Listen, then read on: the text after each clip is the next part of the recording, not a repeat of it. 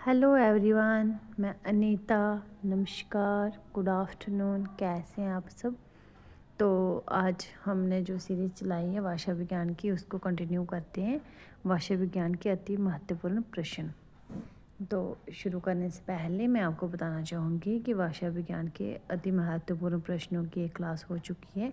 जी आज हमारी दूसरी क्लास है, और जब तक ये अति महत्वपूर्ण प्रश्न ख़त्म नहीं हुए तब तक मैं इसके भाषा विज्ञान के प्रश्न करवाती रहूँगी। तो आप प्लीज़ चैनल को सब्सक्राइब ज़रूर करें। देखते हैं प्रश्न संख्या 1। हरदेव वाहरी के अनुसार अवहट शब्द का प्रयोग सर्वप्रथम कहाँ मिलता है? तो हरदेव वाहरी जो विद्वान थे, उनके अनुसार अवहट शब्द का प्रयोग सर्वप्रथम कहाँ मिलता है? वर्ण रत्नाकर। वर्ण रत्नाकर किसकी रचना है? ज्योतिरीश्वर ठाकुर की। अब देखते हैं प्रश्न संख्या 2।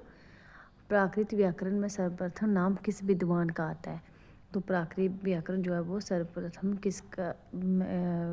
किस विद्वान का नाम आता है प्राकृत व्याकरण में? उत्तर है पररुचि। प्रश्न संख्या 3 है, प्राकृत का पाणिनि किसे कहा जाता है? तो प्राकृत का पाणिनि किसे कहा जाता है?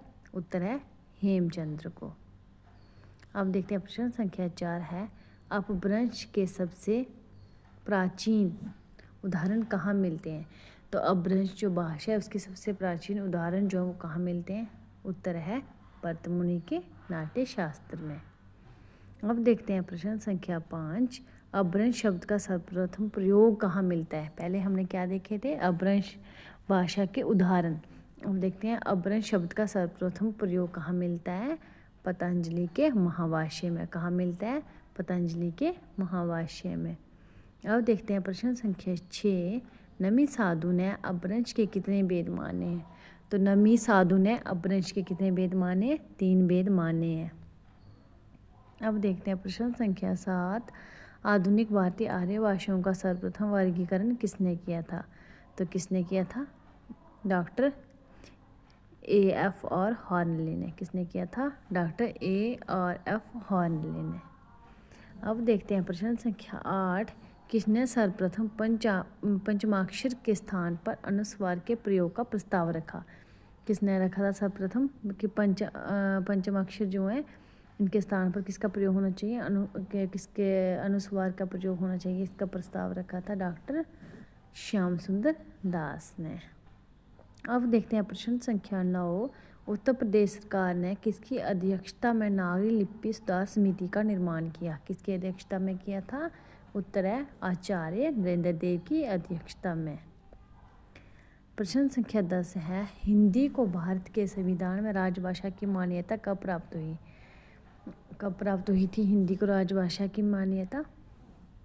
उत्तर है 14 सितंबर 1949 को। अब देखते हैं प्रश्न संख्या 11 है, भारतीय संविधान के किस भाग में और किस अनुच्छेद तक राजभाषा का संविधान में प्रावधान किया गया? किसमें किया गया था? तो भारतीय संविधान के भाग 17 और अनुच्छेद 343 से लेके 351 तक किया था। कहाँ तक? 343 से लेके 351 तक, और भाग 17 में। प्रश्न संख्या 12 है, किस विद्वान ने कतिपय परिवर्तनों के साथ देवनागरी लिपि के स्थान पर रोमन लिपि को स्वीकार कर लेने का सुझाव दिया? क्या बोला था इन्होंने? देवनागरी लिपि के स्थान पर रोमन लिपि को स्वीकार करने का सुझाव दिया था। तो वो कौन थे? वो थे उत्तर डॉक्टर सुनीति कुमार चटर्जी। कौन थे? डॉक्टर सुनीति कुमार चटर्जी। अब देखते हैं प्रश्न संख्या 13 है, हिंदी का पाणिनि किसे कहा जाता है? हिंदी का पाणिनि किसे कहा जाता है? उत्तर है पंडित कामता प्रसाद गुरु को। अब देखते हैं प्रश्न संख्या 14 होगा, यहाँ पर लिखा नहीं है। हिंदी शब्दानुशासन किसका ग्रंथ है? किसका ग्रंथ है? पंडित किशोरीदास वाजपेयी का। अब देखते हैं प्रश्न संख्या 15, हिंदी वर्णमाला में कुल कितनी ध्वनियाँ हैं? तो हिंदी जो वर्णमाला है इसमें कुल कितनी ध्वनियाँ हैं? इसमें 52 ध्वनियाँ हैं। कितनी हैं? 52 ध्वनियाँ हैं। अब देखते हैं प्रश्न संख्या 16, हिंदी की उपभाषाएं कितनी हैं और उसकी बोलियां कितनी हैं? ये बताना था हमने। तो हिंदी की 5 उपभाषाएं हैं और कितनी बोलियां हैं? 18 बोलियां हैं। कितनी बोलियां हैं? 5 उपभाषाएं हैं और 18 बोलियां हैं। अब देखते हैं नारायण दास कृत स्थाई वार्ता किस भाषा में रचित है? जो स्थाई वार्ता जो रचना थी नारायण दास की, वो किस भाषा में? उत्तर है ब्रज भाषा। अब देखते हैं प्रश्न संख्या 17। भाषा अभिव्यक्ति का एक माध्यम है। ये किसने कहा था?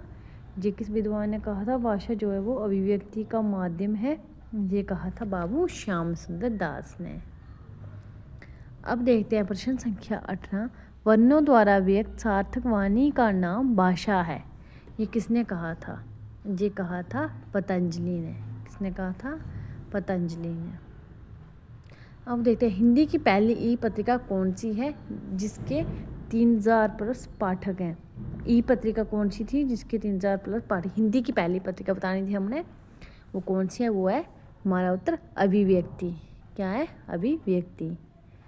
अब देखते हैं प्रश्न संख्या 19। हिंदी टाइपिंग की प्रमुख विधियाँ कौन सी हैं? जो हम हिंदी टाइपिंग की प्रमुख विधियाँ हैं वो बतानी थी, तो वो 3 है। कौन कौन सी? रेमिंगटन टाइपिंग, इंस्क्रिप्ट टाइपिंग और फोनेटिक टाइपिंग। अब देखते हैं प्रश्न संख्या 20। हिंदी में स्वर वर्णों की संख्या तथा व्यंजन वर्णों की संख्या कितनी है? पहले हमने कुल ध्वनियाँ बताई थी, कितनी है? 52। उसमें हमने बताने हैं स्वर कितने हैं और व्यंजन कितने हैं। कितने स्वर हैं हिंदी में? 11 स्वर हैं तथा 33 व्यंजन को स्वीकार किया जाता है हिंदी में। धन्यवाद।